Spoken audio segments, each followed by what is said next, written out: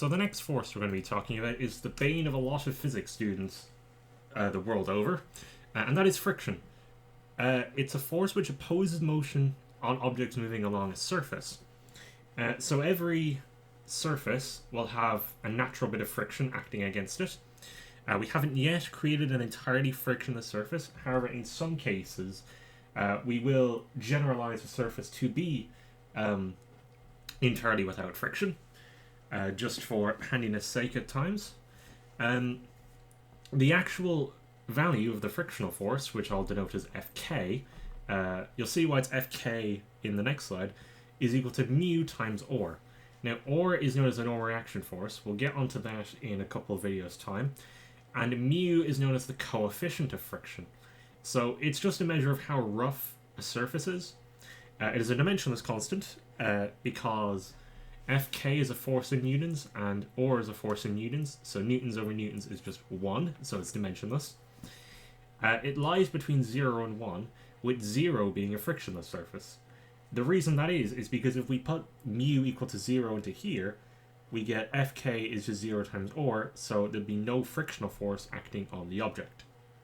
Now with friction, there are a couple of things to consider, which are on this side.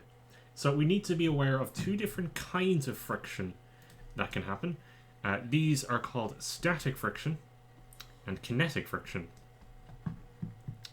So firstly, let's assume that an object has a normal reaction force of 100 newtons. So if we take G as 10, for instance, this would be a 10 kilogram block. We'll go on to why or is the same as weight in, again, a couple chapters' time. And say have a coefficient of friction 0.25. Therefore, the maximum frictional force is 25 newtons. So that's the highest the frictional force can go. If we try pull with a force of 20 newtons, it won't budge. That's because the 20 isn't strong enough to overpower the 25 newtons acting due to friction. Now, because the object is completely stationary, it won't have an accelerator, or it won't have a net force of 5 newtons backwards. This is because friction builds up with force. So if you pull with 21 newtons, the friction will be acting, will have a net force of 21 newtons, or the magnitude of the frictional force is 21 newtons in that particular case.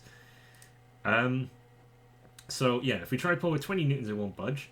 If we pull with a force of 25 newtons, it's considered on the point of slipping.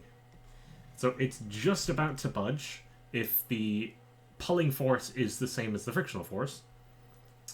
Any more force added, so even if it's 25.1 newtons, it will start to accelerate because the force here has overpowered the frictional force.